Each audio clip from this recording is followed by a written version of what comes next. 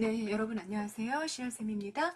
이번 시간에는 구름이 무심탄 말이 아마도 허랑하다라는 고려 말의 시조 한 수 또 공부해 보도록 하겠습니다. 자, 본문 곧바로 들어가 보시죠. 구름이 무심탄 말이 아마도 허랑하다. 네, 사운부 끊어 읽었습니다. 해석을 해보면 구름이 무심하다라는 말이 무심 빨간색 동그라미 별표하시고요. 무심은 의미가 여러 가지가 있어서 여러분 다 암기해 놓고 있다가 앞뒤 맥락을 보면서 적당한 걸 집어넣어 줘야 되는 단어예요. 자, 무심하다. 가장 많이 쓰이는 건 여러분 욕심이 없다로 제일 많이 쓰여. 70% 이상 욕심이 없다로 주로 쓰입니다. 그 다음에 생각이 없어. 관심이 없다 정도로 해도 되죠. 생각하지 않아? 그런 의미로 쓰이고요. 세 번째, 생명이 없다 라고도 쓰여. 예를 들자면 이렇게 되는 거지. 무심한 것 하면 생명이 없는 것이. 뭐 사물 같은 거 이런 것들을 일컬을 때 이렇게 쓰기도 하죠. 그리고 지금 여기 나온 사악한 마음이 없다 로 쓰입니다. 자, 무심이란 단어가 나왔을 때 어떻게 사용이 되는지 그 의미가 요걸 4가지 정도로 정리해 볼 수 있다라는 말씀 드렸어요. 별표하시고요. 기억해 놓고 가십니다. 여기서는 사악한 마음이 없다. 구름이 사악한 마음이 없다는 말이 아마도 허랑하다. 허무맹랑하다. 말도 안 되는 말이다. 구름은 사악함이 없다라고 얘기하는데 내가 생각하기에는 말도 안 돼. 이렇게 얘기한 거네. 이유를 볼까요? 이유가 뒤에 나옵니다. 이유 봅시다. 중천에 높은 하늘에 떠 있어 임의로 다니면서 해석하자면 높은 하늘에 떠 있어 임의로 자기 마음대로 내 마음대로 구름 마음대로 그렇게 가고 싶은 대로 막 가. 그렇게 해도 돼. 그게 구름이란 말이야. 그 구름의 정체성 아무데나 자유롭게 갈 수 있는 거 그게 구름의 속성이고 그 높은 하늘에 떠 있어 그것도 구름의 속성이야 이렇게 얘기한 거지. 그런데 종장으로 가자. 종장으로 구태여 광명한 날빛을 따라가며 덤나니. 자, 해석해보면 하필이면 아니 맘대로 갈 수 있잖아. 원하는 어디든 갈 수 있는데 그런데 딱 하필이면 어떻게 하냐면 광명한 날빛 아주 밝은 햇빛이 있었는데 그 빛이 있는 곳만 따라다니면서 덮고 있어. 이렇게 말하고 있는 중이에요. 이존 오라는 고려 말의 문신이 지은 작품입니다. 도대체 무슨 얘기를 하고 싶어 하는 걸까? 굉장히 함축이 강하죠. 그래서 그 의미를 좀 뜯어볼 필요가 있어요. 먼저 상황부터 잡아봅시다, 여러분. 그냥 시 안에서 보면 어떤 상황이 그려지고 있어? 화자가 지금 뭘 보고 있죠? 구름을 보고 있죠. 근데 이 구름이 어때? 햇빛을 가려 자꾸. 햇빛을 가리는 구름이 햇빛을 가리는 밝은 빛을 가리는 그런 현실을 바라보고 있는 중이야. 그지? 그게 여기 나와 있는 거지 시 안에.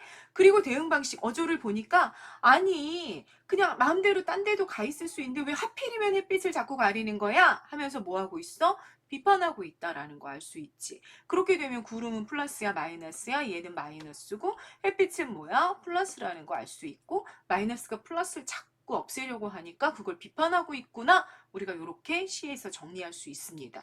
그리고 이 주제를 보면 이거를 시대 반영론으로 당대 시대와 연결해서 이해해 본다면 간신 신돈의 횡포를 풍자하는 것으로 우리가 이 주제를 잡아볼 수 있습니다. 다시 말하자면 여기 구름은 사실은 뭐다? 햇빛을 가리는 간신이다. 시대 반영론적으로 얘기하면 당시 공민왕 때 고려말 공민왕 때 공민왕이 여러분 그 노국공주가 죽은 다음에 역사 알고 계시죠? 노국공주랑 너무너무 사랑하는 사이였잖아. 노국공주가 죽은 다음에 정치의 뜻을 잃어버리죠.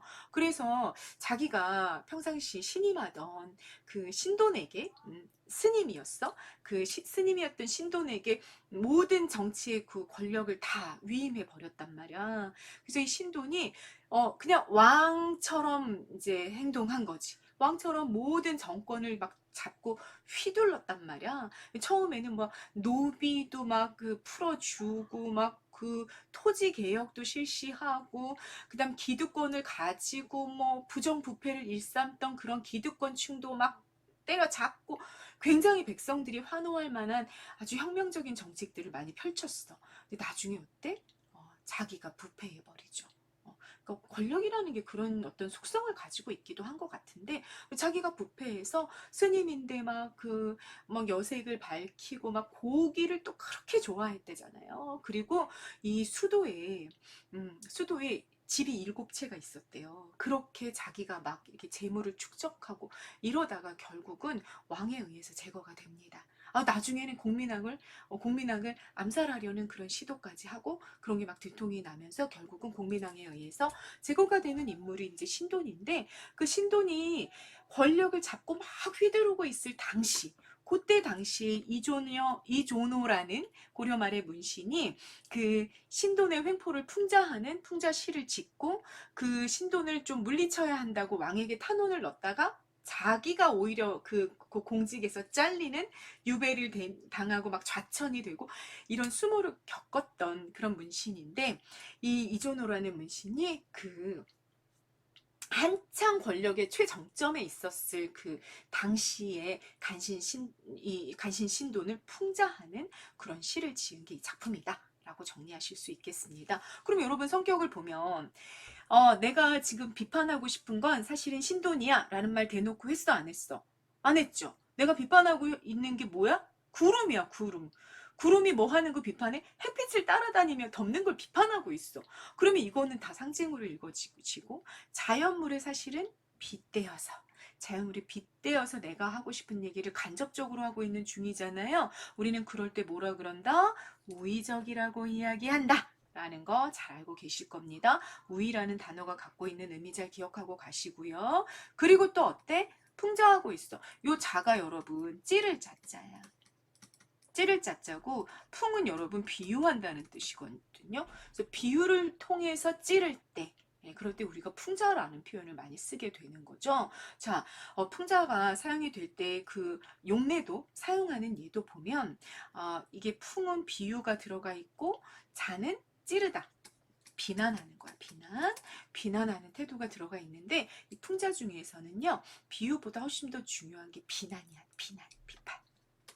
그래서 우리가 뭔가를 비판할 때 풍자라는 표현도 많이 쓰거든요. 그래서 풍자라는 게 어떨 경우에 사용이 되는구나 라는 것도 별표 체크해놓고 선생님 설명을 좀 이해하고 기억해놓고 가십니다. 자, 어쨌거나 이 작품은 어때?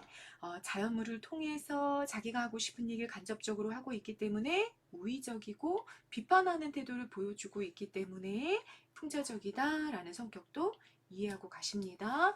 5번 별표다. 시원한 식구가 대단히 함축적인데 요 비유를 좀 풀어보면 구름은 햇빛을 가리는 간신이었고 중천, 하늘의 정중심 가장 높은 것이잖아. 거기서 임의로 마음대로 다닐 수 있었다는 건 조정에서 막강한 권세를 휘둘렀다. 아까 말씀드렸죠. 공민왕이 자기의 모든 권한을 자기 스승이라고 모셨던 신돈에게 다 줬단 말이야. 그게 중천에 떠 있어서 마음대로 다니는 구름의 속성으로 이렇게 빗대어진 거죠. 그리고 광명한 햇빛이라는 건 임금의 총명, 공민왕의 총명함을 상징하게 되겠다라는 얘기입니다. 자, 그러면 광명한 날빛을 임금의 총명으로 우리가 해석을 했을 때 햇빛이라는 것의 상징성을 우리가 좀 기억해 놓고 가야겠다. 이 작품에서만 해가 임금을 상징하느냐? 그렇지 않다라는 겁니다. 우리 양반시가 우리가 이제 시조가 고려 말부터 시작을 해서 지금 현대까지 창작이 되고 있는데 조선 말까지 창작되었던 고려 말부터 조선 말까지면 여러분 거의 500여 년간이야. 이 500여 년간 가장 활발하게 창작되었던 우리의 고전 갈래가 뭐냐 그러면 시조인데 그 시조의 거의 50% 이상을 또 차지하고 있는 게 양반들이 지은 시조였단 말이야. 그럼 이 양반들이 지었던 시조 안에는 임금을 상징하는 자연물들이 나타났었는데 그 자연물들이 무엇이었는지를 여러분들은 또 기억하고 가야 되는 거지. 보면 자연물들 여러분 일단 첫 번째 이렇게 우러러 봐야지만 보여. 아래로 내려보면 안 보여. 뭐야? 이렇게 우러러봐야 되는 공간, 하늘, 임금 상징이었어. 그리고 하늘에 있는 광채들 다 임금 상징, 해, 달, 별 다 임금 상징. 북극성, 우리나라에서 봤을 때 가장 크게 빛나는 별이었어. 그래서 임금 상징. 그리고 1월은 해와 달을 한자어로 푼 거죠. 그죠? 해와 달을 묶어서 1월이라고 했고, 성신, 별성, 별신자야. 성신하면 별이라는 뜻이야. 그래서 해, 달, 별, 하늘에 빛나는 것들이 다 임금 상징이었는데 이걸 한자어로 좀 바꿔서도 많이 나오니까 바뀐 한자어로 어떻게 표현하는지도 좀 알고 가라고요. 1월 성신. 그 선생님 그냥 집어넣은 거야. 그럼 다시 정리. 양반 시가에서 임금을 상징하는 자연물들은 총 몇 가지가 있었다? 개수로 치면 5가지인데 이 해, 달을 합쳐서 한자어 1월 그리고 별을 한자어로 성신으로 한 것까지 해서 그냥 7개를 암기하자. 우리는 요 7개가 양반 시가에 나오면 뭐일 확률이 높다? 임금을 상징하고 있을 확률이 90%다. 라고 기억을 해놓고 가십니다. 됐죠? 그래서 햇빛이라는 임금, 광명한 햇빛이라는 임금의 총명함을 가리고 있는 구름, 네, 간신, 구체적으로는 신돈의 횡포를 풍자하고 있는 의적 풍자시를 한 수를 같이 공부해 본 겁니다. 내용 잘 정리되셨죠? 내용 구체적인 내용만 정리하고 갈 게 아니라 이런 구체적인 내용이 나오게 된 그 배경 지식, 예를 들자면 임금 상징어라든지 또 우위라는 단어, 풍자라는 단어의 개념, 또 무심이라는 말의 의미, 이런 것들 잘 정리해 두고 가시면 되겠습니다. 네, 이번 영상은 짤막하네요. 네, 여기까지 찍겠습니다. 감사합니다.